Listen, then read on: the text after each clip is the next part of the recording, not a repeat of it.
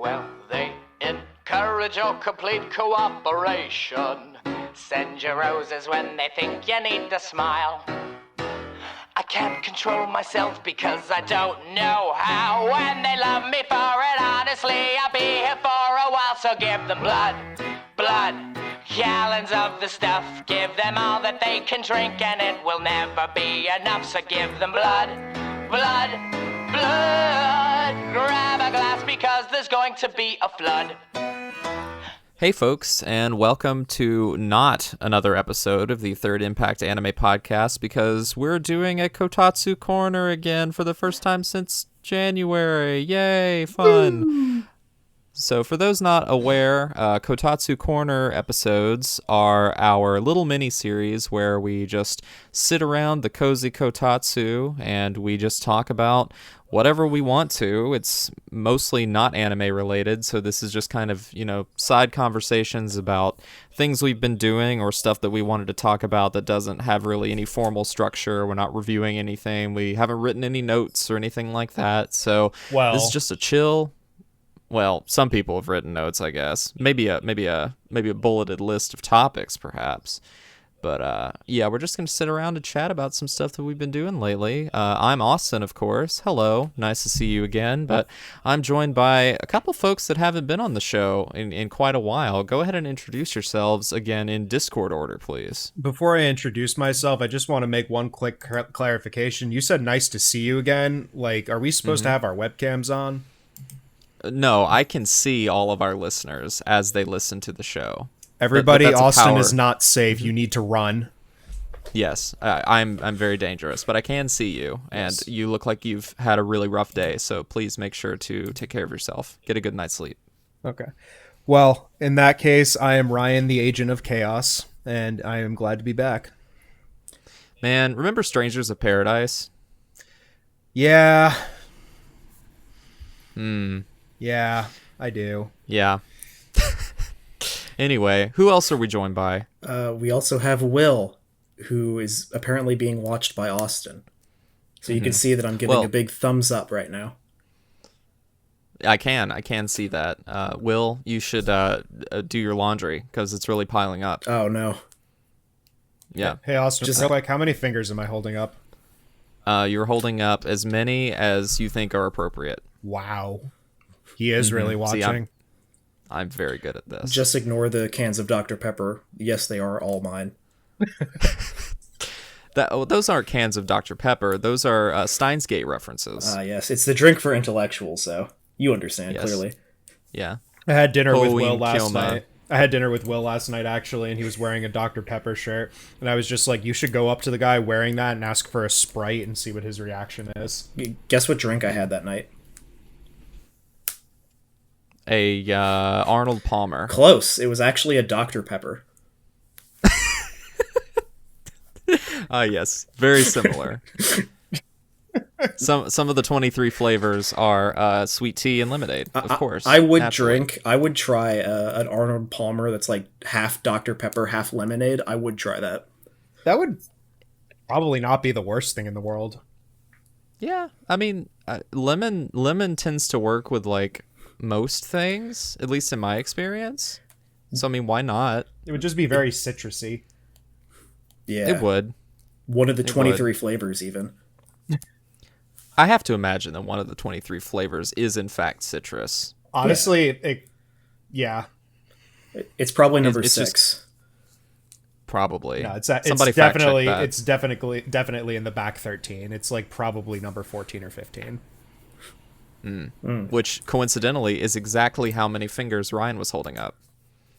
Yeah, you got me. Mm-hmm. Wow. Yep. Mm-hmm. So, what do we want to talk about, friends? What have we been up to lately? Do we want to start with music corner or gamer corner or movie corner? Where you guys want to start? I want to hear about the music corner, because I'm really interested in how your recent music experience went, because you went to something that I know a lot of people have very fond memories of and very coveted. Oh, yes. So thank you, Will, for introducing that. So I as a small back in the day was very much into a band that you may have heard of called My Chemical Romance. I have heard of very them. cool. Yeah, very cool band. Very big in my sort of formulative years of enjoying sort of music and things like that. They've really formed a lot of my tastes and things that I look for whenever it comes to music. And yeah, probably one of my favorite bands of all time, I'd have to say. And, you know, they broke up as a band back in like 2013 or so, but they announced in late 2019, they were just like, hey guys, we're coming back. And I was just like, oh my gosh, finally. I couldn't believe it because Gerard Way, the singer, had really kind of pivoted in the years between the band breaking up and the present to doing a lot more comic book stuff.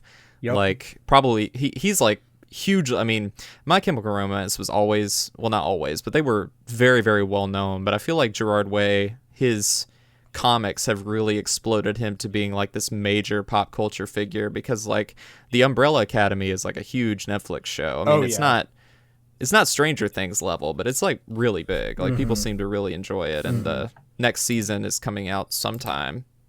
I mean, the last season 3 just aired like about a month or two ago. But season 4 has been confirmed that it is going to be the last season. And in my mind, honestly, it's kind of time because I enjoyed season 3, but there was a lot of direction it took that I was like, I don't really vibe with this. And he'd done other projects, like he co-created a DC character called Mother Panic, which had a few comic runs. He created Penny Parker that showed up in the Spider-Verse movie. Whoa. Like he co-created her, which is crazy. Oh, I didn't know that. Yeah, like he was responsible he wrote for the one shot for her back in the original Spider-Geddon, I think they called it. Cool. The Spider-Verse. It was Edge of Spider-Verse. That's right. Yeah, Spider-Geddon came later, but yeah, I think she's in Spider-Geddon. Maybe, I'm not sure, but yeah, he co-created her sort of as like a big Spider-Man Evangelion reference. I mean, weren't Shinji, Asuka, and Rei like in that one shot? Yes, they were. Yeah. They were in Penny's classroom. Get in the robot, Peter, or unless Peter's gonna have to pilot it again. Yeah. Oh gosh, and like what was it? Like if you read the original one shot, like they kind of they changed directions of the character a bit in Spider-Verse. Like they changed the way that the robot looks. They made it more like round and cutesy, but in the original one shot, like it's basically just like a Spider-Man themed Evangelion robot, which is pretty cool. I would highly recommend checking out that one shot. It's pretty cool. But anyway, I'm definitely getting towards Tangent Town. I thought, you know, they're all so busy. Like all the other guys had moved on to do like their own bands, their own music production stuff, and Gerard was doing this comic book stuff. So I'm just like, man, if MCR ever comes back, it'll be like when these guys are like super done with all the stuff that they're doing. But nope, they decided to come back in 2019, and that was pretty awesome. They had a reunion tour in like early 2020, but then the pandemic happened, so they weren't able to do like a proper tour until this year, and I got to go see them at the PNC Arena in Raleigh, and it was really awesome. They played I've been looking at some of their set lists from the shows that happened before this one, and it really seemed they were playing like a big like eclectic mix of things from a lot of their different albums, but this particular show was very Black Parade focused, which is probably my favorite album. They played, of course, the big hits like Welcome to the Black Parade, Teenagers, Famous Last Words, all of that stuff. But then they played some more deep cuts from Black Parade, like Sleep and Mama, and some really great stuff. They played their brand new song that came out probably only like a month or two ago. They opened with that one, and that was very good. Whenever they released it online, I was like, this is okay, but like hearing it live made me gave me a better appreciation for that particular song. I didn't realize that they were still making new music. I just assumed it was just for the purpose of like a reunion tour. So they like back together for real, like making music.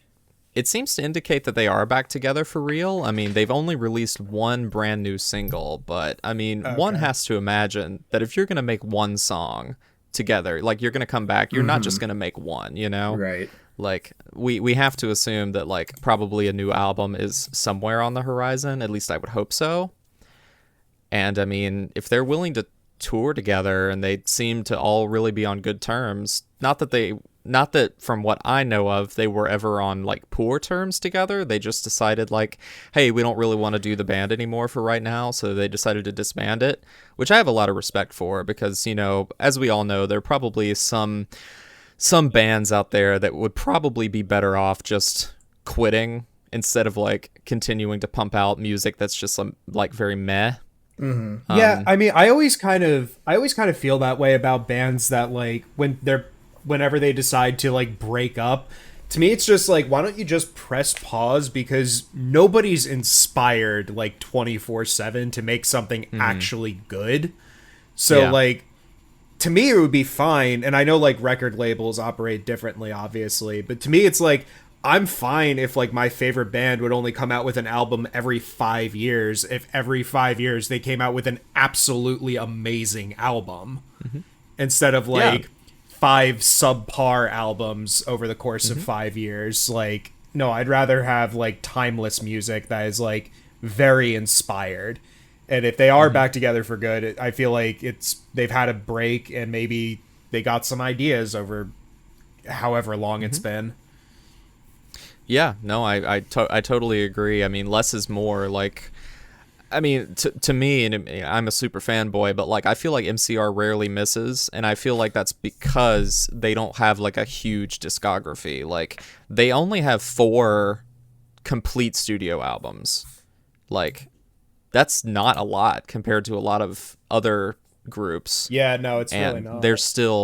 They're still like extremely popular and extremely influential, but they don't have that much content, which I think it, you know, speaks to a good model for other bands to pursue. It's just like, well, again, less is more, you know? Yeah. Black Parade, though, that song in particular, I've actually, in the past few years of just, like, television, it's been used a lot. Like, people use it as, like, background music or, like, mood music way more frequently than I ever remember seeing it when it was actually, like, new. Yeah, and that's another thing too. It's just like, they were always, like, their popularity was very underground. Like, they had some radio hits and they were certainly very successful, but, like, they weren't like, you know, Metallica with Enter Sandman kind of thing where, you know, Enter Sandman was like a song that would play, like, everywhere and is like a certified classic even to people who aren't fans. Like, MCR, I mean maybe teenagers, I don't know, but, like, it's hard to judge. But anyway, it's kind of one of those things also. Like, I know a lot more about, like, media, like, stuff now than I did when I was a teenager, and I can't really remember, like, trends or anything from back then, so I can't really speak to why, but all I remember is everybody in my middle school was listening to Black Parade when it came out. I think it's just a really big, like, our age group cultural music standpoint for us. Like, when Black Parade was new, I didn't really listen to MCR until way later in life. I was too busy listening to Paramore instead. But it's always just been around. You chose the different emo pillar. Yeah. Exactly. Choose your emo band. Mine was Green Day. But even though that I never really listened to them or know too much about them as a group, I did get into them later, but they've always been, like, culturally around, like, our age group. And like, even when that album, when they were still touring, like, before they broke up, I had friends who would go to their shows and everything and had a good time. So it's just like, Black Parade, especially, I think is just everywhere. Like, I know the words of that song, and, like, just because of osmosis from everyone else who loves that song, it's just such, like, it's like the millennials' Bohemian Rhapsody. Yes. I remember, you're not the first person to say that. I remember also back in, like, quarantine or something, I got some really dumb idea in my head. I don't remember exactly why I was looking this up, but I Googled something about Gerard Way and read some old interview where he was talking about, like, how Black Parade was actually based on, like, a real day in his life, where in the interview, I think he said something like, my mother took me into the city to see a marching band, And I was like, hold up, Gerard Way. You said in the song your father took you into this city. What's the truth here? And I legitimately like tweeted at him this really stupid joke. And I'm like, why did I do that? What is the truth, Mr. Way? Yeah, I basically demanded the truth from Gerard Way on Twitter from an interview from like 2008. Imagine being in the parade that would go on to inspire that song. And you just don't know. Right? You just have no idea. Yeah. Exactly. Yeah. Sometimes whenever I read like MCR interviews like with Gerard or with whoever, and they say like, oh, this song was very much inspired by this thing, and then you go read the lyrics and I'm just like, you're being like, you're omitting some things here for sure, because like there's so much in this track that just doesn't seem like it came from that specific inspiration. Like I know apparently Famous Last Words was something that Gerard wrote like for his brother who was considering leaving the band for some reason, and I'm just like, this song just doesn't seem like it's about that. But then again, I mean, that's art, you know, things just sort of evolve, and you know, you get a seed of an idea from a specific inspiration, but where the seed grows from there, it can really take on a life of its own outside of the original inspiration. So yeah, but anyway, yeah, it was a great show. Gerard Way is awfully spry for a 45-year-old man up on that stage. Like it seems like he has just as much chaotic nonsense energy as he always has in all of their stage performances. So it was a great experience, and I would love to be able to go see them again sometime. Now, real quick though, show. You said the show was in Raleigh, right? Yeah. Now, dear listeners, I happen to know that I live near Raleigh. And don't dox yourself, Ryan. Yeah, I live near Raleigh, not in Raleigh. However, back in May, I went to MomoCon, and I purchased a certain Kingdom Hearts Birth by Sleep Final Mix for the PSP for Austin here. And I can't help but notice it's still taking up an 8.8 by 4.4 space on my desk. Yeah, you were breaking up. I couldn't hear any of your complaints. Damn it. He doesn't need it because he can see it in your room. We'll just scrub that bit. I thought it would have been funny. Oh, no, it is funny. I'm leaving it. Okay. But yeah, that's still on my desk, and I can't help but notice that you came within spitting distance of my house and didn't declutter my desk of your game.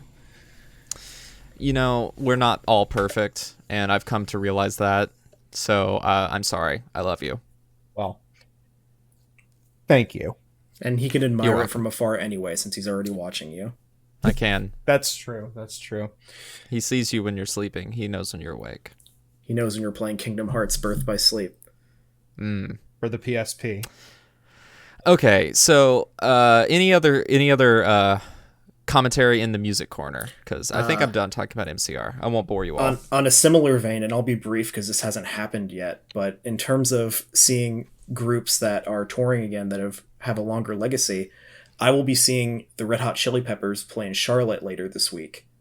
And the Strokes are opening for them, which is kind of the main reason I'm seeing them, because I really like the Strokes' newest album from a couple years ago.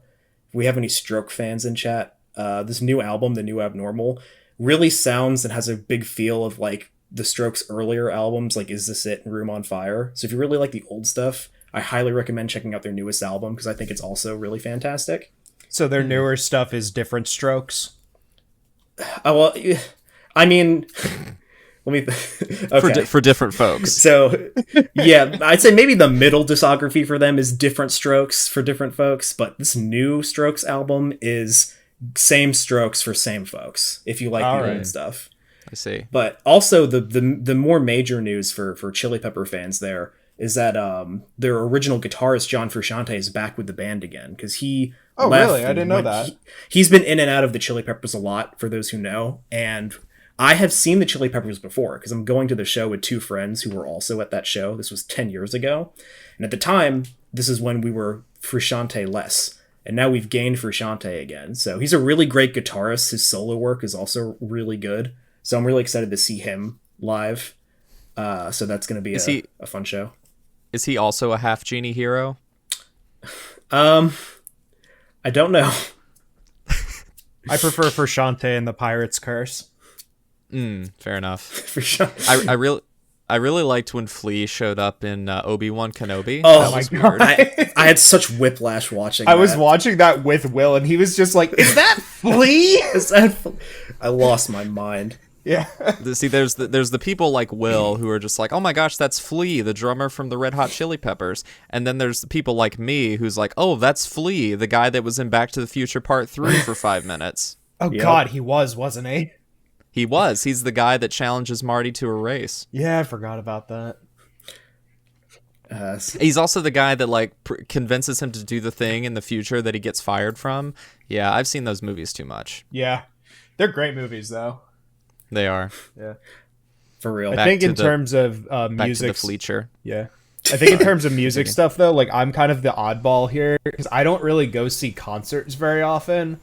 The only concert that I've, like, been tempted to go to recently was the Foo Fighters tribute concert for Taylor Hawkins. Oh, yeah. But yeah. I can't afford that because it requires me going to California, purchasing a ticket, but, like, getting a hotel in California. So it's all very, very expensive. But I loved their last album, kind of speaking on the topic of albums that don't come out that frequently. Like, I loved that album, and I was like, man, the next time they're in concert, I'm going to see them. And then Taylor Hawkins dies, and I'm just like, what? Yeah. Yeah, that sucks. I would always love hate to see that. I'd love to see Dave Grohl live in some point in my life. Oh, yeah. Has Dave Grohl ever taken a picture with Keanu Reeves? Because they look, like, very similar. I have never heard those two compared in the same sentence before. I mean, just think about it. There's a friend of mine that I go to trivia with, actually, that, like, every time somebody meets him, they're just like, hey, has anybody told you that you look like Dave Grohl from the Foo Fighters? And he's just like, yes, I know. His friend is Keanu. Actually, I look like Dave Grohl from Nirvana. Well, Dave Grohl in Nirvana, he didn't have the beard. Yeah, I don't think so. Yeah, didn't he have short hair? I don't know. I think so.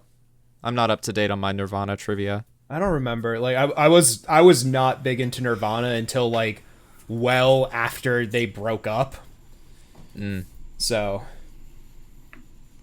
I also think kind of like Will with My Chemical Romance. Yeah, but I think, Ryan, we were like 3 when they broke up.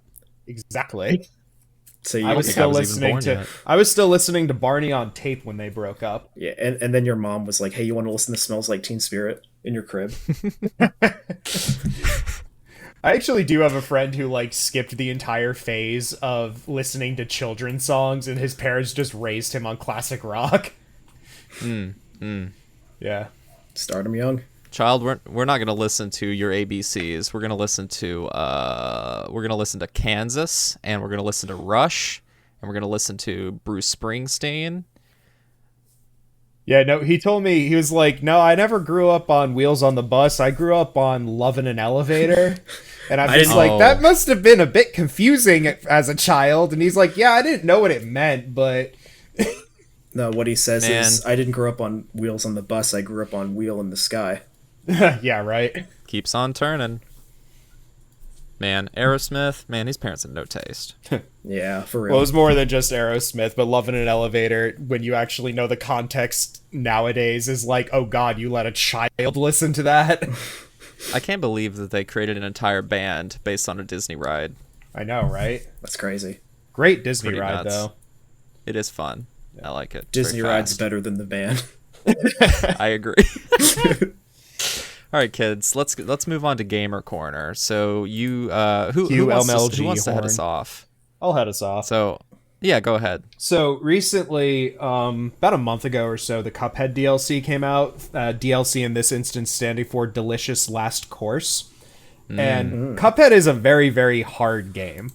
And I never finished it back in the day. Like, I got past a couple of bosses, and then I think something else came out, and I just stopped playing it. So I was like, well, if it's DLC for Cuphead, it's probably going to be harder than the base game, so I should replay Cuphead in order to prepare myself for it. So I did.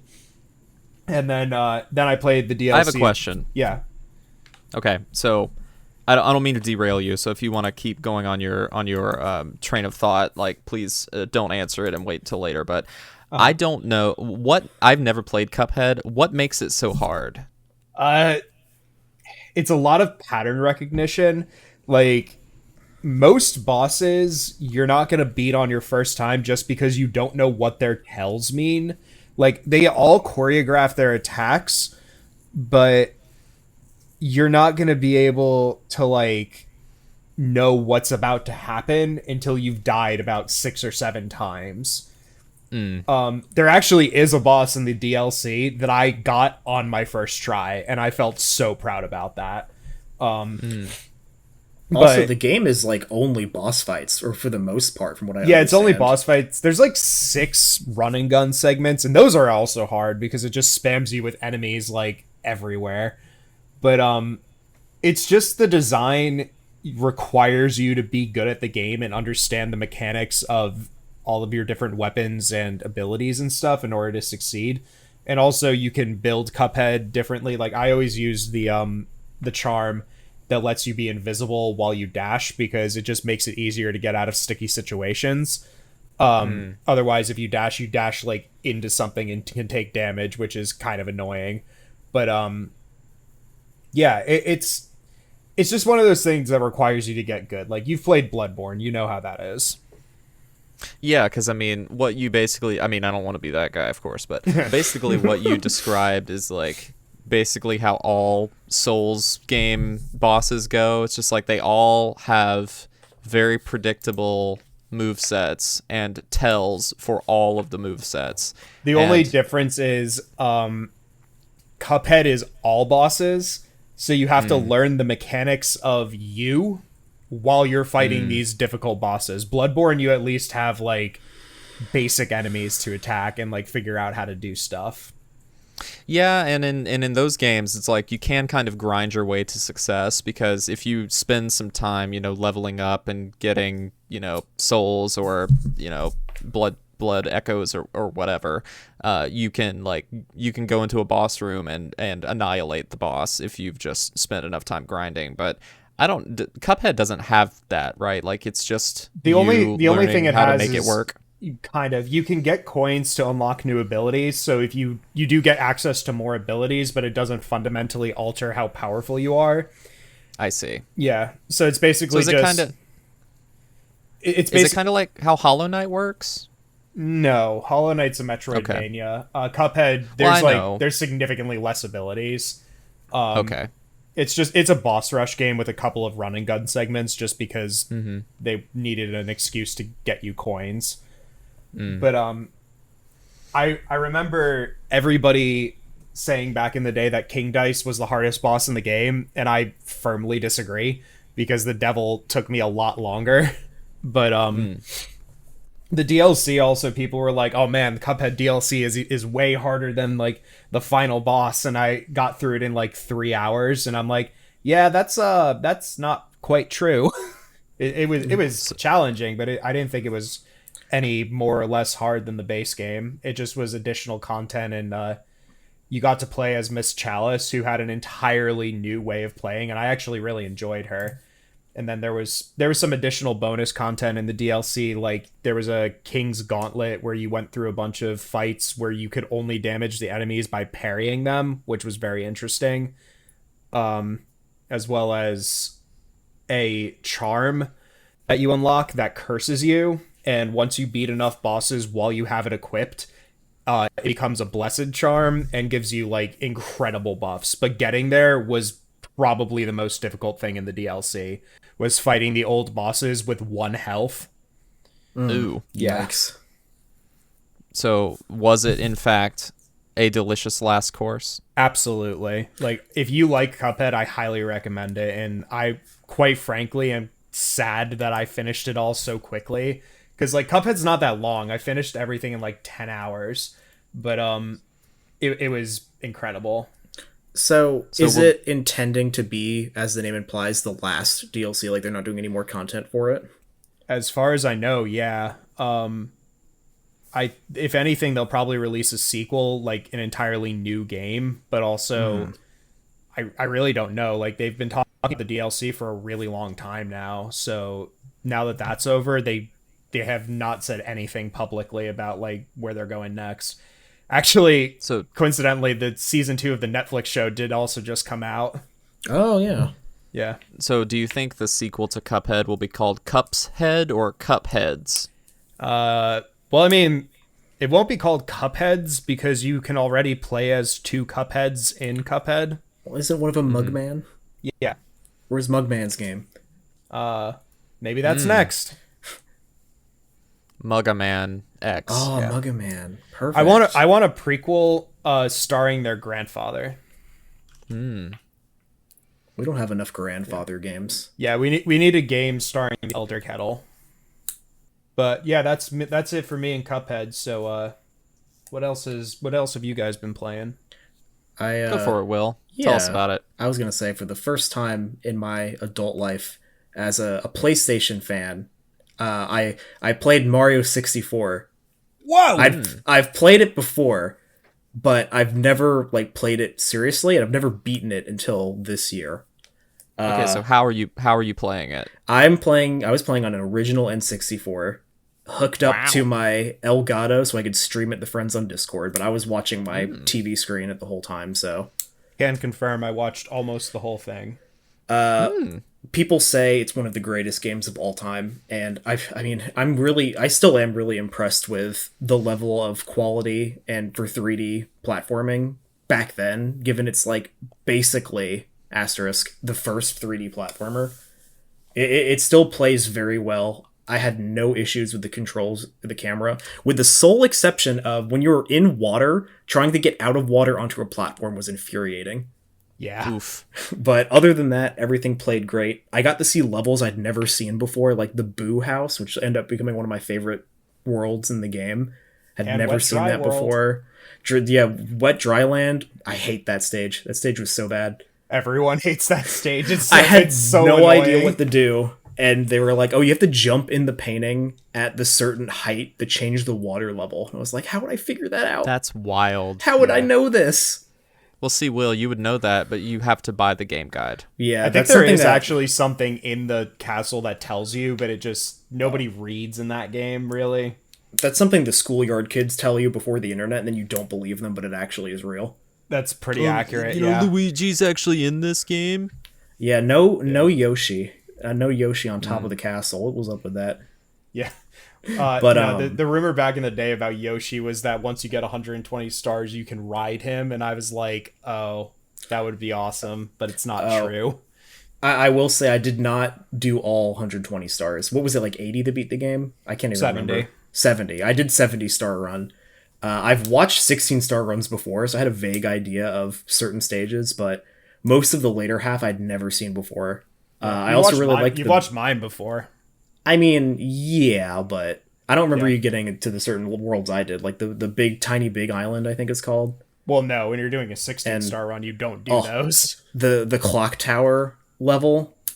I tried that, and I was like, I'm not pro gamer enough to do this, so I just went and got stars elsewhere. But I really appreciate that level for the platforming challenge. Yeah. Well, Will was saying also, I decided to just kind of brush off the dust from my controller and try another 16-star run. And on my first try, I actually managed to get Lakitu Skip, which I was really proud of. Nice. So what you're saying is, Will, that for someone not unlike myself who has very little familiarity or experience with Super Mario 64, that it is worth my time to play that game and possibly beat it, right? I think so, especially if you like 3D platformers. I think it really does play very well still, surprisingly. I greatly enjoyed Super Mario Odyssey. Thought that was extremely fun, but I've just had a big difficulty going back to the other Mario games because they just don't feel as polished as that game, which I know is a very obvious thing to say. Yeah. Old games feel old. What a controversial thing for me to think, but it's one of those things. I just need to get around to it. I have that 3D All-Stars collection. So okay, I was about to say you should get that if you haven't, because I do. I have it. Speedrunners hate that version because it fixes a lot of the glitches, but for a casual audience, no, it's a fantastic version to play. Yeah. Yeah. Also, you get Galaxy on there, and quite frankly, the 3D All-Stars collection is one of the best ways to play Galaxy. I think they fixed all the issues with Sunshine, because there were a lot of issues with that port, and Sunshine is also easily the weakest of the 3D Mario games to begin with. I was about to say, I feel like most people's issues with Sunshine are not because of glitches. They are inherent issues. No, like, so when 3D All-Stars first came out, everyone was infuriated with Sunshine because they inverted the camera stick to what we're used to. So everyone was, like, trying to do one thing, and it was, like, throwing them everywhere. Also, the analog triggers were actually necessary for Sunshine because it controlled how you use FLUDD, and you don't have that on the Switch. So it felt just awful. I am not a big Sunshine fan, but now I'm tempted to give it another shot because I haven't genuinely tried it in like 10 years. And at the time, it also I had really did not like it. Yeah, it also had a really awkward tutorial because at the beginning, FLUDD tells you how to use it. So, like, in the GameCube, it's like, press the Y button to do this, but they changed the Y button in the Switch version. So you just hear FLUDD go, press the button to do this, and it shows you on screen. It's, like, really awkward. You kind of have to love I think I remember that. Yeah. Those old games when it's like, oh man, I remember how to do this. I just have to press the X button, like in character. Yeah. Yes. I love when games do that. I love it in video games whenever they say that out loud. Yeah. Oh, Sly Cooper does it all the time. You know what I mean? Like, yeah. Yes. Yeah, exactly. Like Bentley will say, Sly, you should press the start button to pause the game. That was a really good Bentley decent impression. Bentley, yeah. Yeah. Oh, thank you.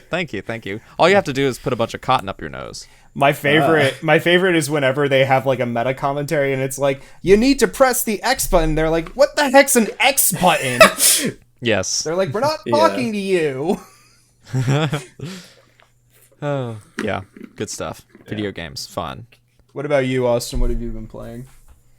So I've, to Tobias and Ryan's great dismay, I've still not beaten Chrono Trigger. I feel like I talked about Chrono Trigger last time we did a Kotatsu Corner, and nope, I still haven't beaten it.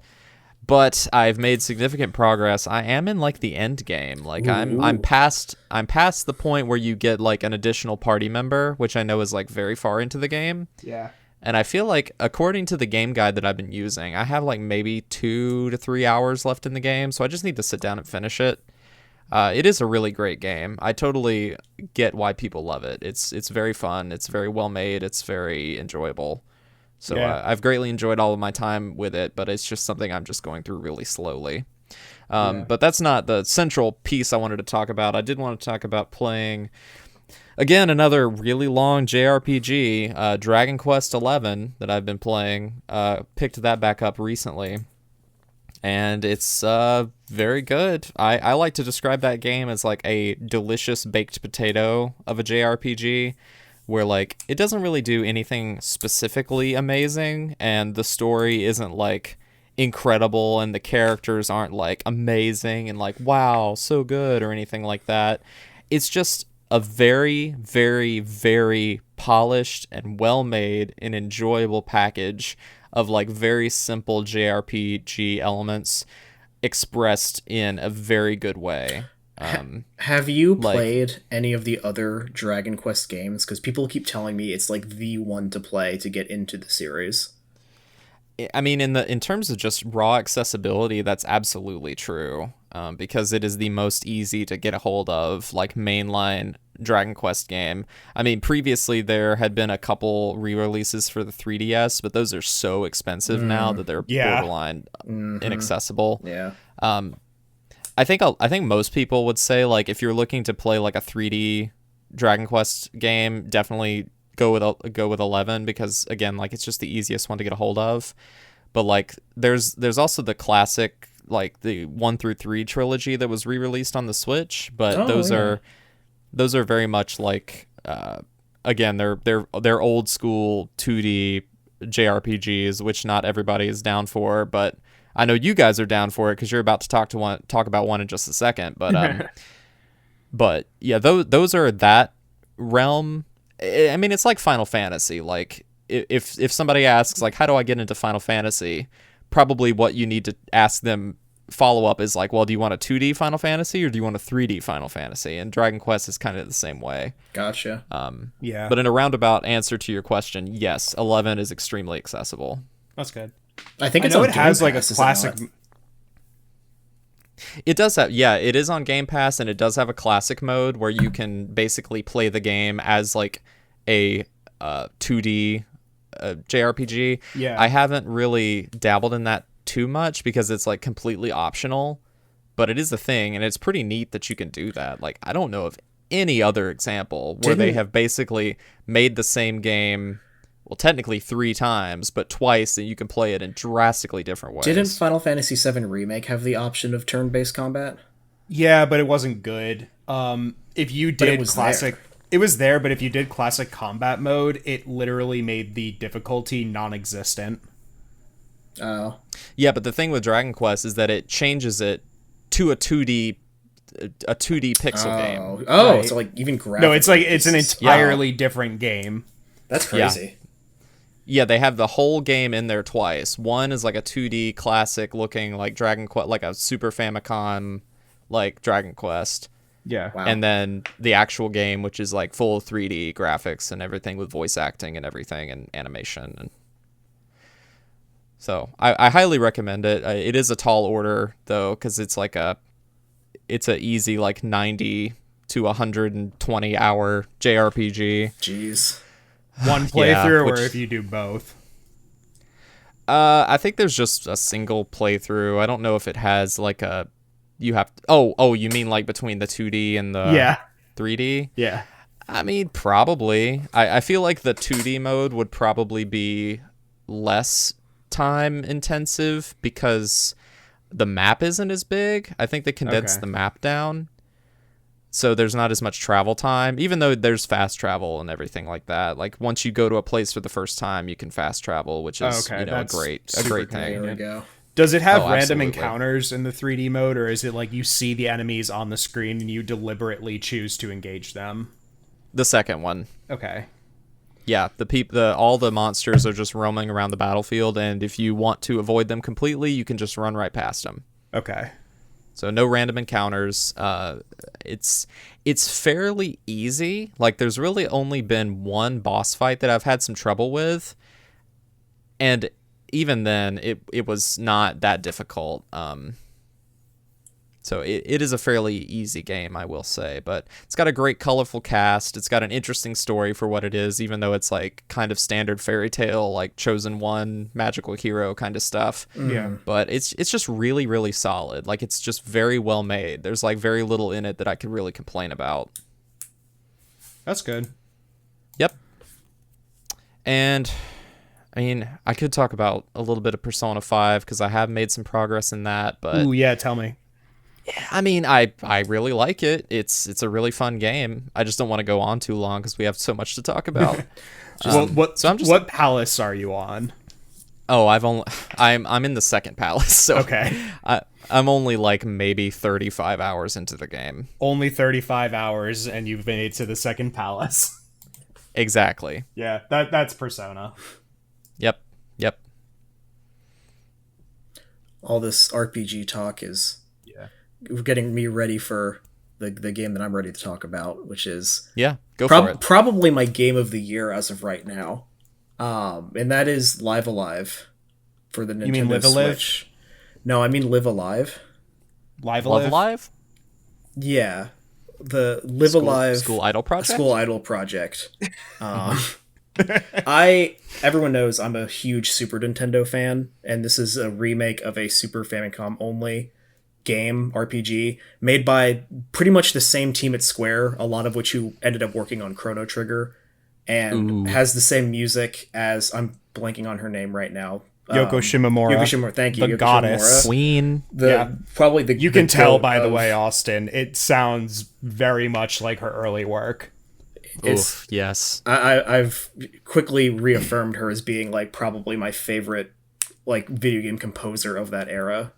I've been playing through the Mario and Luigi's games as well. I didn't realize until like I was hearing some of the things in Bowser's Inside Story, she did the music for that too. And all the Street Fighter stuff she did at Capcom as well. Yeah. It's just fantastic. And I want to say that she also did Parasite Eve. Did she? I think so. I think so, because that battle theme at Parasite Eve is so good, so jazzy. Oh yeah, she did. Yeah, that's another game I need to put more time into. Yeah, I have to finish it. I'm like almost done.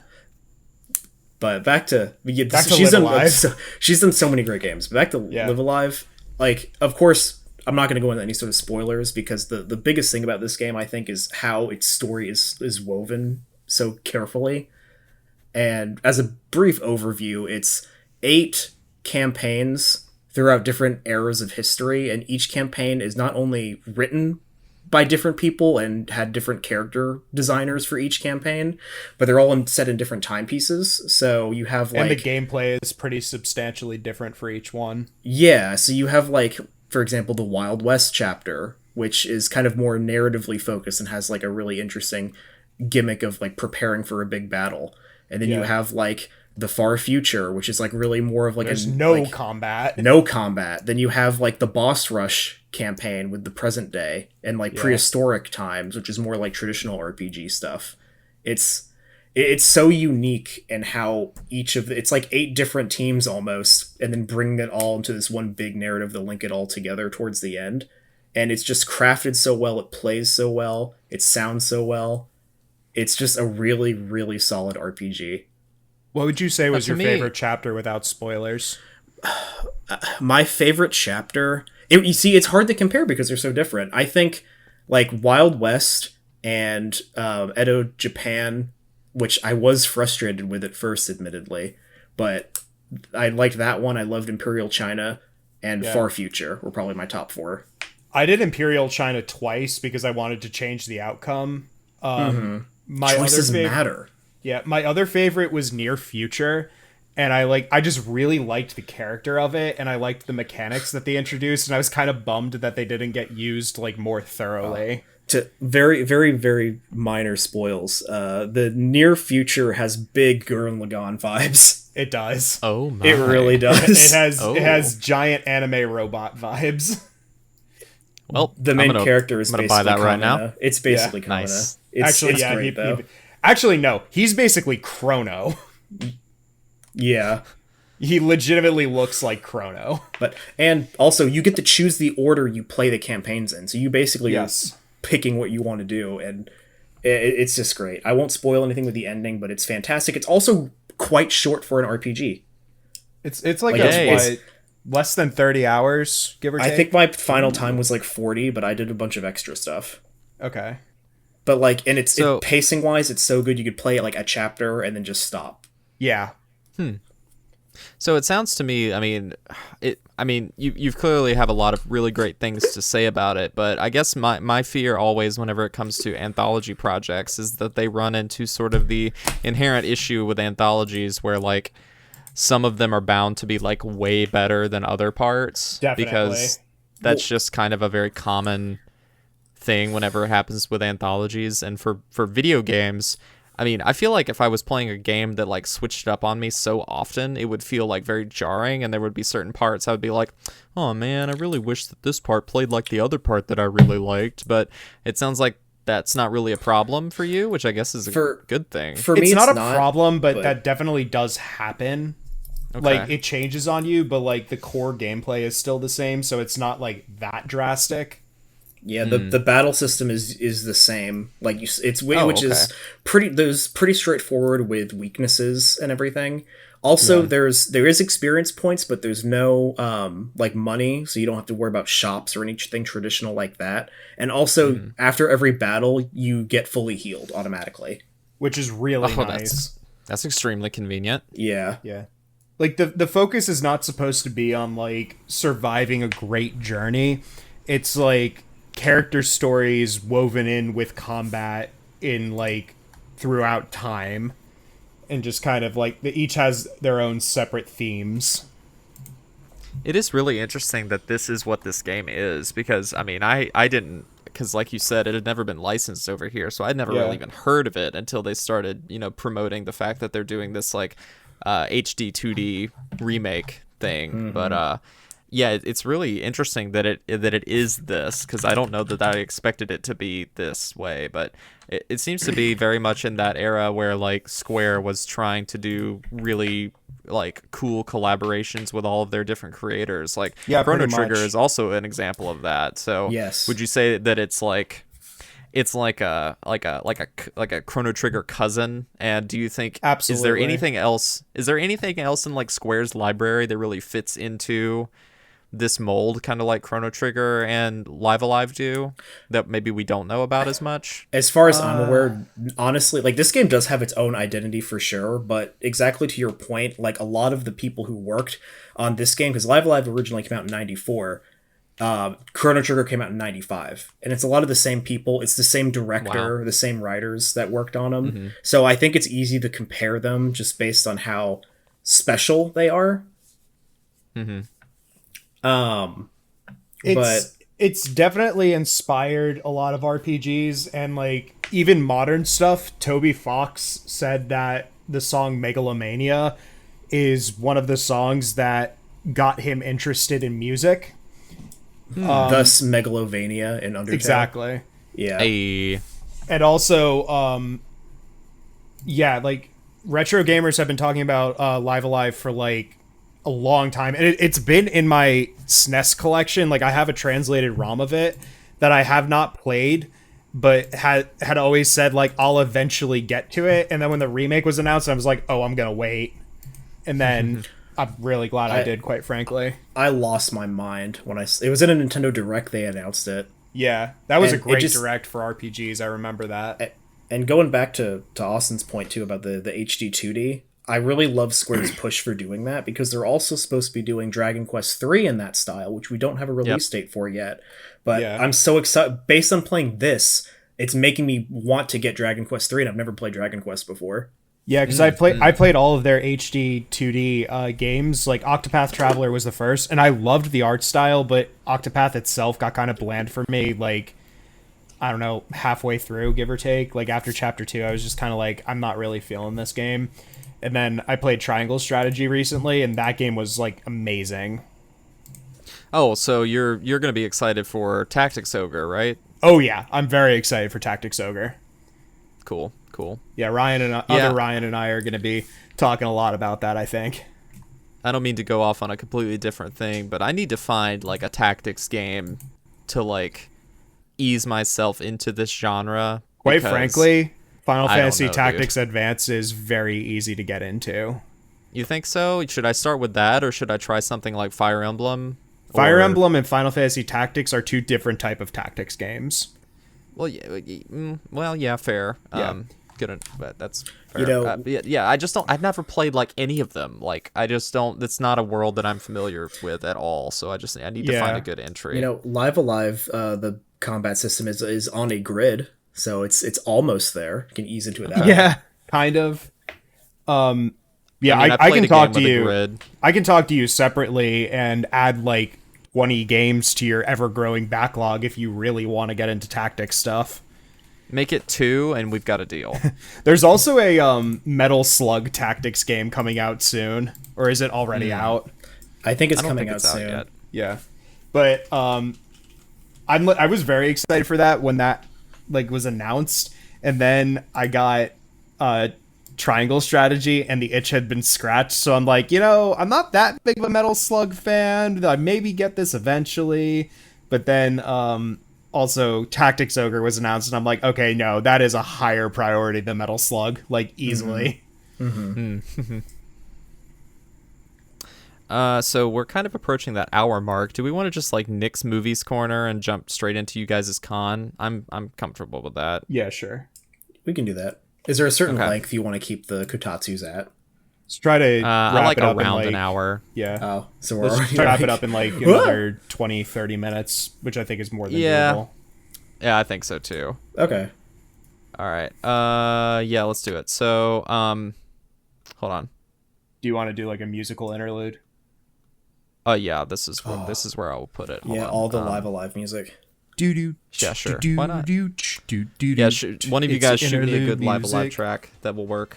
Thank you. We'll give you Megalomania actually because we brought it up.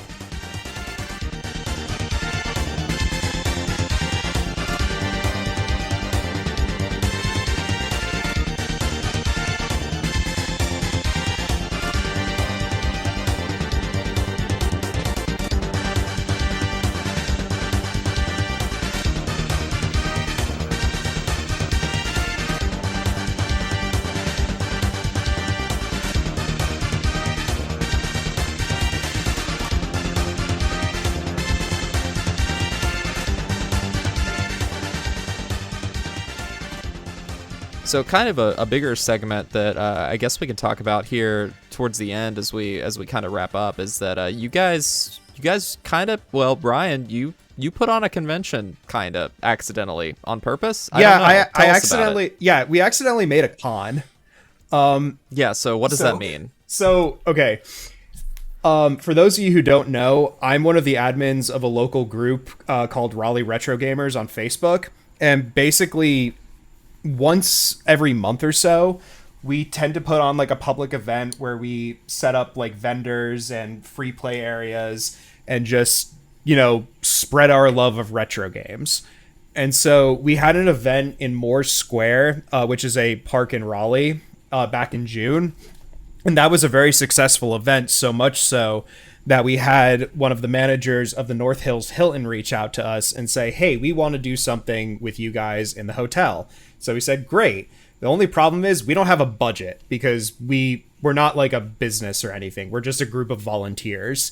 So we didn't have the money to like rent out the ballrooms. It would have been $15,000 if we wanted to rent them. And they reached out to us at the beginning of August and said, hey, we had a last minute cancellation. Do you want the ballrooms for an extreme discount? Which it was like 80%, like 80% off. Yeah. So we were like, yeah. So we like talked about it and we were like, okay, we'll have to charge for this one because we can't afford to do that out of pocket.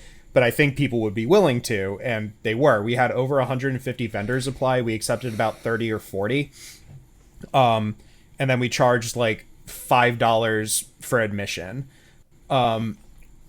Which for a day con that we planned in legitimately 3 weeks, we thought was more than reasonable. So we set up... Yeah, $5 a head, like that's a good thing for like anything. Yeah. We set up 5 ballrooms with vendors. Edwin actually ran the tournament at the convention. Like he set up a bunch of tables and ran fighting games. And my particular interest at this one was I set up the free play area where we had about 26 stations of retro consoles and just allowed the general public to come in and play. And Will actually helped me with that. He set up Guitar Hero. How did you make sure that people didn't steal stuff? We watched like a hawk. So nice. The way that the consoles were set up, I don't know whose design it was, but basically with every setup, there was like a clear like storage container flipped upside down with the lid popped on, and then somebody cut holes in the sides for like the cables and the controllers that pop out. So all the consoles were like covered. Oh, wow. Yeah, which worked, and there was even a gap to like switch out game, but I don't think we needed to switch out any cartridges or anything because we had like no, we stuck EverDrives in most of them. But yeah, that was like our anti-theft device, and it worked well. But also, we've never had a problem with theft at any of our events. But like, there's a first time for everything, so we were being overly cautious because we're like, this is a very public-facing event, and nothing was stolen, thankfully. But I learned a funny lesson also. I brought my Switch, my GameCube, and my N64, as well as like every mini console I own. And for the Switch, I brought like a good assortment of multiplayer games, including ones that I think are fun, like Windjammers and Towerfall. But I also bought the common ones like Mario Kart and Smash. And I learned that the general public just wants to play Smash. Yeah. So that was just kind of... I mean, that's the one with Mario. Yeah. So obviously. It was just kind of funny to me. But yeah, it went really well. And like I said, Will helped out also. He brought Guitar Hero, and that was very popular. Yeah, my role was mostly just a volunteer for setup and for keeping an eye on the free play section in case any sort of setups went wrong or anything. Which surprisingly, nothing went wrong, right? Well, nothing during the event went wrong. Yeah, that's a good way to put it. It was at like... So we opened at 10 o'clock. It was at like 9:40 or something. Our DJ was there and he was starting to play music or whatever. And then there's all of a sudden we hear the music cut out. And so we're like, oh, I wonder what happened. It turns out a fuse blew and knocked out the entire free play area. Oof. How long did it take for that to come back? Did you have to like grab hotel staff? Wait, no. Where was it again? It was at the Hilton. We grabbed Hilton, hotel staff, right, and we were just like a fuse blew, and they were like, okay. So they grabbed like a power box or something. I don't know how power works. And they basically added power. And so we were able to boot everything back up but for like the first 15 minutes of the event, I was just sitting at a table in the center of the free play area eating my breakfast. And people were like, are these available? And I'm like, we are experiencing technical difficulties. Please bear with us. As I'm like shoving eggs in a bagel into my face. But it was we are really experiencing fun. technical difficulties because I haven't been nourished yet. Yeah, pretty much. Yeah. Like it turned out well once we actually got everything up and running. Everybody seemed to have a great time. All the vendors did great, and it was not great for my ego because one of the vendors told me that they sold more at our 8-hour con that was thrown together in 3 weeks than they did at a weekend con that had like months of planning. Yeah, that is pretty terrible for your ego, Ryan, I have to say. Yeah. You might have to get that looked at if things keep going in this direction. Yeah. No, it's just like, I don't need to be told that we did something super well on our first attempt that we weren't even truly attempting. See, next time you're going to plan super well, and then it's going to go horribly. Yeah, that's kind of pretty much what I'm expecting. Yeah, I'm sorry for putting that out in the universe. I don't actually think that. I'm sure you guys will do fine. No, I'm sure we'll be fine. But is there anything that you like? Like, it seems like what you did do this year, like you had enough people and enough attendees to be able to facilitate the things that you planned on doing, so it went really well. But what do you think that you would like to do next time, and like how do you feel about your prospects of having enough people and resources to be able to get those things done? Well, we want to expand to potentially include like a board game area. We didn't do that this time, one because we didn't think we have the space, and also we don't have board games that are like safe for the public to play. Like, I wasn't going to be loaning out my personal collection for people to put their hands on. Like, how would you even handle that? Would you have to like buy like board games that are owned by Raleigh Retro Gamers or something? Either that or just volunteer board games that I'm not afraid to potentially not bring home with me. I can't imagine having to count Monopoly money to make sure it's all there at the end of the day. Basically, my plan is to like go to like a Goodwill and find like I've actually found like popular board games at Goodwill for like $5 before. So I'm gonna go and like see anything that I can find and just start accumulating like a stock and just like storing them. Well, luckily for you, we have a Goodwill right here. Yeah. Yeah. Sorry, I don't have any games right now. Dang it. But I've seen your TikToks. No, you absolutely have games, you liar. Not board games. But the funniest thing from the entire day was probably... So Heather is one of the people I work with, and she was running a booth as well. Because she's selling her Vita collection. She has a complete set. Wait, she's selling it? Yeah. Dang. So the thing about people who go for complete sets, and this is not to knock anybody for doing this, like if it makes you happy, it makes you happy. I just don't understand it personally. So many people are like, oh, I love the thrill of the hunt and just being like, oh yeah, I managed to complete this. Time to sell it and start again. Like, she went for a complete set and is like, yep, I did it and I'm proud of it. Now I'm going to sell it and keep the stuff I actually want to play. And I'm like, but you spent so much time. The thrill of the hunt. I can get behind that idea. But I can understand that. I mean, you should only do it if it like brings you joy, and if owning it like if you've gotten it all, and like you've got it all, but like that directly isn't bringing you joy, then like selling it to fund other things is totally fine. Like, yeah, you do you. Your collection is yours at the end of the day. You make it what you want it to be. Yeah, but aside from the Vita stuff that she was selling, she did have like a bunch of other stuff. Like, she had some Atari and SNES games or whatever, and this one like 10-year-old runs up and like picks up, I think it was a SNES game, and just looks at it and is like, oh man, I love games that were made in the 1900s. And I'm just like, what? Bless. Because while he's not wrong, he had no right to phrase it like that because he turned everybody yes. he turned everybody in the immediate area into a fossil. Yes, this is this Yoshi is a vintage 1905. Yeah, and I'm just like I just like looked at him and I was simultaneously laughing and offended. That's great. Yeah. The highlight overall, for me was definitely, we crunched. Sorry, I was gonna say just the highlight for me was definitely having the Guitar Hero setup because I'm trying to gain the reputation of being like the rhythm game guy for the group. So I think it's Guitar Hero. Oh, for real! I brought Guitar Hero and I had Xbox 360 with 2 guitars, so we can actually do like 2-player. And I posted in the group like, "Hey, I'm gonna bring Guitar Hero. It's gonna be fun." Because I'm trying to, Guitar Hero is another like cultural, like gamer staple thing. Like everyone played Rock Band, So everyone's like fondly remembers that and goes and plays. So I only had Guitar Hero 3, and as I'm setting up, this one dude shows up and he's like, "Hey, I saw you post. Here's every other like Rock Band and Guitar Hero game on 360 you can use for the setup." Nice. And he's like, "I brought my own guitar." And when he said that, I was like, okay, this guy's gonna beat me so bad because he challenged me to a duel and he absolutely destroyed me. Like what did he say? What did he say before that? He was like, "No one's ever beaten me before."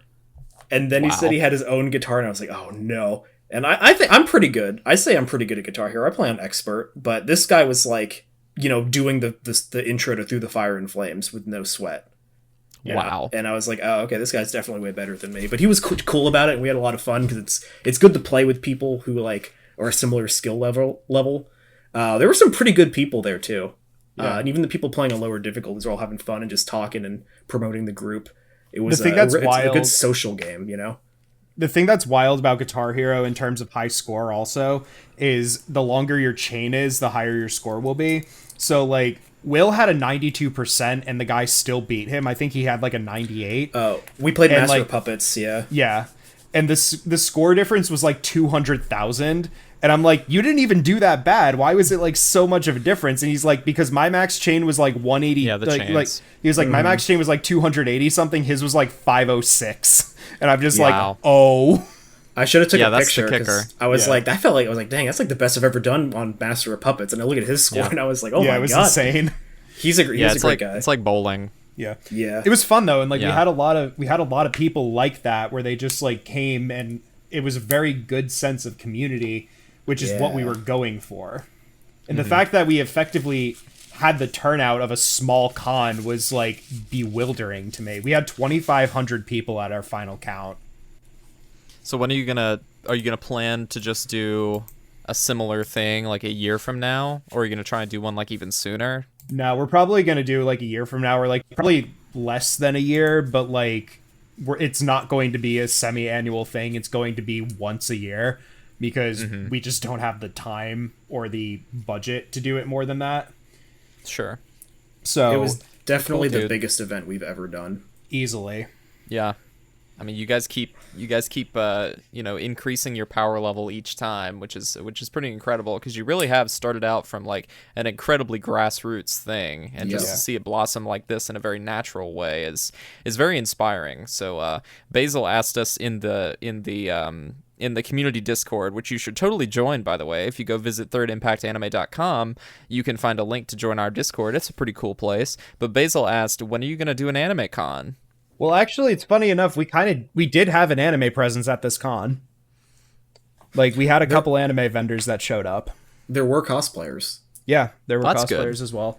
So, like, that's the thing. This was a catch-all. Like, it was very gaming focused because that's what we do.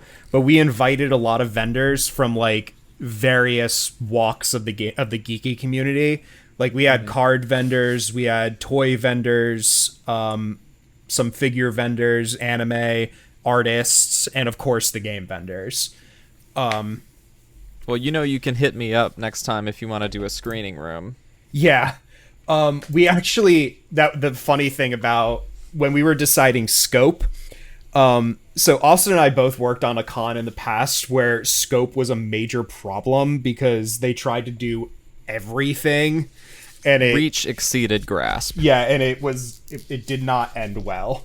So I learned from that, and I said to them, we need to decide on 3, maximum 4 things and heavily focus on making them perfect. So we decided on vendors, free play area, and the tournament, and that's where we left it. But we were discussing doing panels, and I was like, look, I do panels like with Third Impact, and there is no way that we will get quality panelists with 3 weeks notice. And there's no way we would get quality panels in 3 weeks notice. Nope. So I was just like, if we're going to do panels, we're going to do it right. And I am hard vetoing doing panels right now because, one, we didn't have the good space for it. It would have just been somebody in the center of the room yelling at the entire convention, and I don't think it would have gone well. But also, like, I have a lot of gaming panels, and like I know there's a good amount in the area, but I didn't want to do what we've done in the past because I know how it ends. Now, one thing I think that might be worth exploring is that like Raleigh has like a decent amount of people that are like in the games industry that have like worked there for a while. I mean, you've got Limited Run, you've got what is it? Epic is not too far away. Yeah. So, I mean, I think maybe instead of doing panels, something you could do is maybe reach out to some of the people that work there and see if they want to do like a talk. Well, that's effectively a panel. Yeah, I mean it is, but it's more like a talk than it's actually panel, like more of what a traditional panel is. Like what we do is more of a presentation than an actual panel, but we just call it paneling. But we actually did reach out to Limited Run and we offered them a free table, but PAX West is this weekend. So they told us, they're like, we would love to, but we can't with PAX coming up because we also just don't know what we would really do for you guys. But I said, that's fine. And I gave them like a promo code and I was like, send your employees though, because we really want you guys to come and check this out. And like, we want to work with you in the future. So they used every code we gave them also, which was great. And, of Epic fame, we actually had Cliff Bleszinski make an appearance. Who is that for people like me that don't know? So Cliff Bleszinski is probably responsible for your childhood and you don't even know it. He raised me? Yeah, pretty much. He worked at Epic from 92 to 2012 and he was the lead designer of Gears of War. And this is more of a me game, but I remember playing on PC when I was a child, Jazz Jackrabbit, and he created that. But he also worked on the Unreal series. I was gonna say that's my childhood piece, is that he's a big designer for Unreal Tournament. Yeah, I almost wore my Unreal Tournament shirt at the event, and I wore my Raleigh Retro Gamer shirt instead. And now I'm like, man, I really wish I did in case he saw me. Yeah, but he's still around. Like he came to the con. I wouldn't know him by his face because I've never met him before. I just know him by reputation because I've played his games. But we found out that a vendor saw him and got a photo with him, and we were like, "Oh my god! Like, I really wish he had like come up to us because I would have loved to have like talked to him." But yeah, that's pretty wild. Yeah, a pretty unreal moment. Yeah, it really was, quite frankly. Also, not in terms of the mainstream game industry, but we had a indie dev with the Triangle Interactive Arts Collective come, and he showed off his modern N64 games. Oh, that's cool. Yeah. There's one that I played that I also then went and bought on his itch page called Telelocation Gemini. And it's basically a 3D puzzle platformer, and it was really good.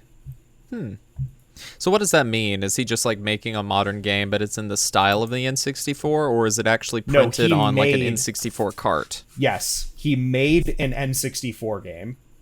Wow. Okay. Like I know that's a thing. ROM and everything. I know that's definitely a thing for like NES and Genesis and stuff like that, but I didn't know that they had that indie space folks had expanded out to the N64 too. That's pretty cool. He told me he had participated in a game jam during the pandemic because he was out of a job, and he won with Telelocation Gemini. Wow. So playing it, you could just tell that there was like a lot of heart and soul put into it, and it's just quite frankly a very fun game. Well, remind me whenever I'm editing this episode, and I can put a link to that game in the show notes. I will absolutely do that. Yeah. I know he'd appreciate that. But likewise, he a also link showed, to you guys' group and the webpage and all that crap. Yeah, he also showed me something that he and this other guy are working on, and he did the music for it. The developer wasn't there, but I say he made this because I predominantly talked to him. His name was Jeff, and he showed me another project that he and his buddy are working on. It is a demake of Portal for the N64. That sounds like fun. Yeah, I played it. Like I went through like the first like 5 puzzles or so, and it was jarring just because it still uses both sticks. Like you use the C stick to move, or the C buttons to move, and the regular control stick to like look around. So it took me a minute, but I'm like, okay, this is playable. Like it's very doable. It's just so bizarre to actually see that somebody has done this. I'm going to issue a threat. Are you ready? Uh-huh. So if you guys do not invite whoever is making the PS1 demake of Bloodborne and the person that is making Bloodborne Kart to your next event, I will be very upset. Well, I'll have to track them down, then. It doesn't matter. You guys are awash with cash now, so yes, you will invite them. We I'm not going to talk about our cash, but we are not as awash as you may think. Okay, well, my threat still stands. A splash, maybe. A splash of cash. Yeah. Any final thoughts on your event before we go into the end? I'm blown away with how successful it was. And if anybody who is there is listening, like, thank you for coming, because we had much lower expectations than it actually turned out being. When Ryan and I first joined the group for Raleigh Retro Gamers, I think it had like maybe 20 members in the Facebook group. Yeah. And now it's like 1.4, almost 1,500. Almost 1,500 people in it now. And it just goes to show that, you know, people who love games are everywhere. And I'm in a bunch of Discords and servers for other retro gaming hobbyists who lament about not having like a good meetup spot or know any locals who are into gaming and retro gaming. And I think just with the proper communication channels, you can find a lot of people, because I didn't know so many people in the Raleigh area that love games as much as we do. And it just goes to show through that how everyone's coming together. Like this event was possible, you know, from like dozens of people that all came together for helping out, the vendors, the volunteers, the people organizing the event, like Ryan especially. Like everyone coming together. This was a multiple person effort. And I'll never forget the first day that we kind of realized like how much of a community we were building. Also, the creator of the group was like an 18-year-old kid at the time, and he grew up with his dad's like retro stuff, so he's been like immersed in it since he was like a child. So he was like, I want to find like like-minded people. I love Mike. Good guy. It's like, I want to find like-minded people. So he just created this group, and it just, I said to him as we were leaving the other day, I was like, did you ever think that you just trying to find retro game friends, like, did you ever think this would happen? And he just looked at me with like a deadpan expression and went, nope. And we're just like, man, it's wild. But it just goes to show, if you like, anything is possible when you engage in your community. And I highly recommend everyone who wants something similar sounding to what we have in the Raleigh area, if you live anywhere elsewhere, to engage in your community, because it can happen. There are lots of gamers out there. Yeah. So true. And well, I really, I wasn't able to attend this year, but I'm really grateful that you guys came on here to talk about it, for me and for the listeners at home. So yeah, it sounds like a lot of fun, and I can't wait to be there next year. Yeah. We're very excited. It's just like, it's a wash of euphoria to have something you made be successful. So I'm going to steal a segment from a podcast that I've also stolen segments from before, from the Insert Credit podcast for our ender. So everybody you guys pick one thing. It can be anything to recommend to the audience that they check out, whatever it is. So, Will, what's one thing that you're going to recommend to the listeners? On the spot, even. On the spot. One thing I'm going to recommend to listeners. Well, one thing I didn't get to talk about today, but I've been really big into the George Romero zombie movies recently.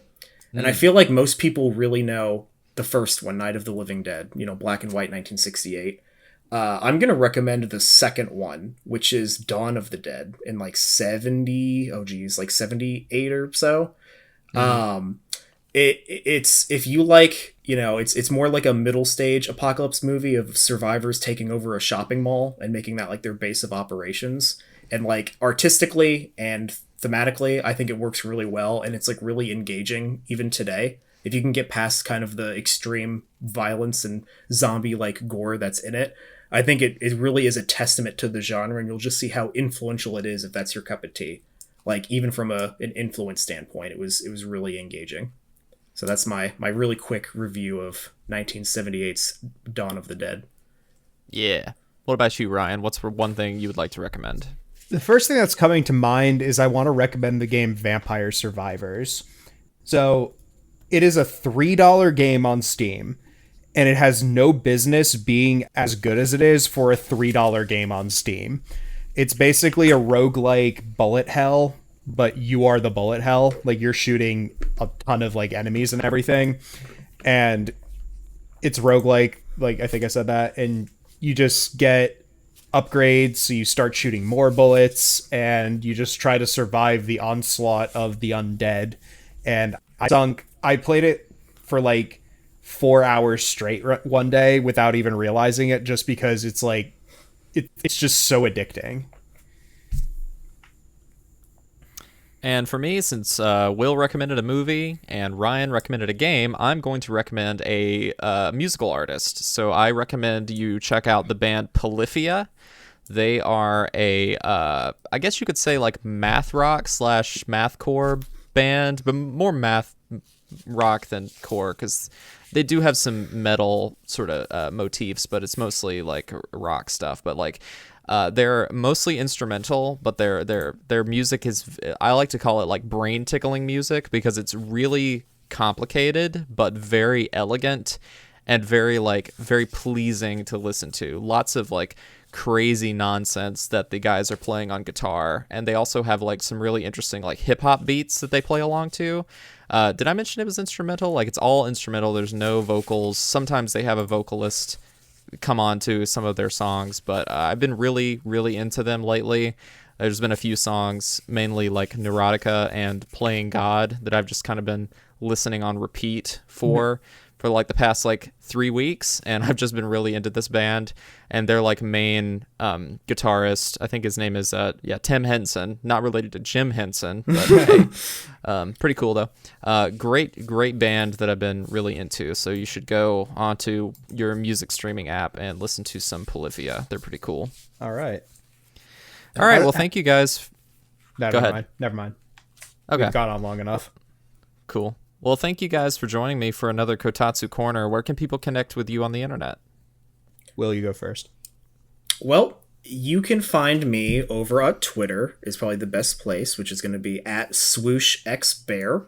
I'm also on YouTube at the same swooshxbear. Most of these days I'm making retro game videos on my YouTube page. I do a series covering every single Resident Evil game in chronological release order, which has been a fun journey going through that.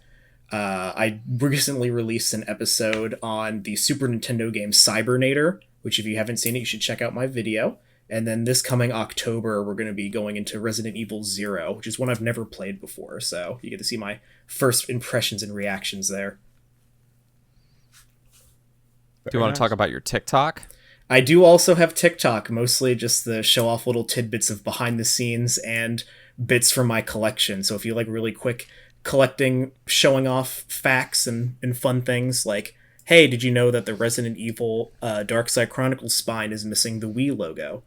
Or like, hey, do you want to check out all my Metroid games that I have? Here's a TikTok with it. Just so, the younger generation can appreciate the real classics.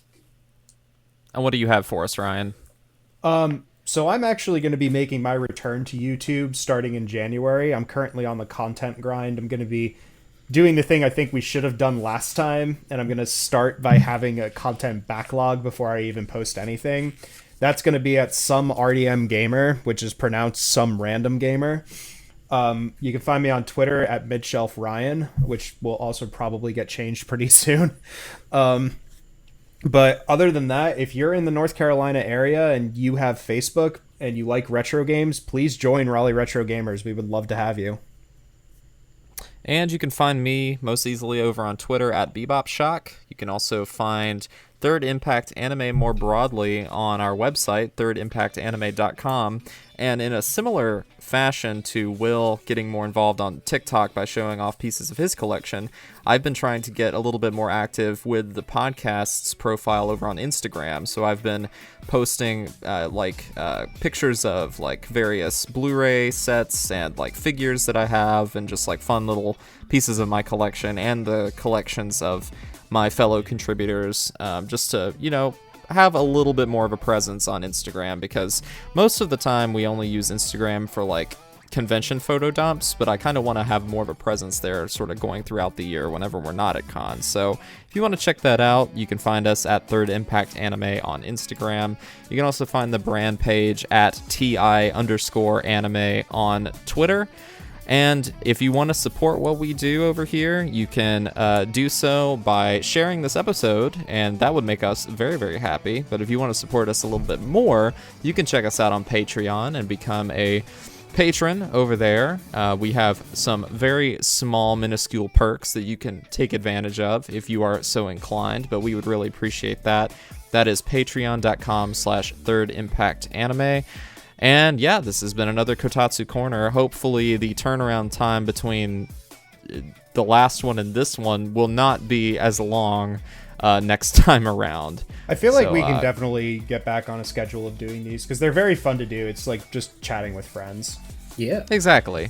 That's exactly what it is, and that's what it's meant to be. So a lot less formal, a lot more, just off the cuff. Good times. So thank you guys for joining me. And we will see you next time, whatever next time may be. Ta-ta.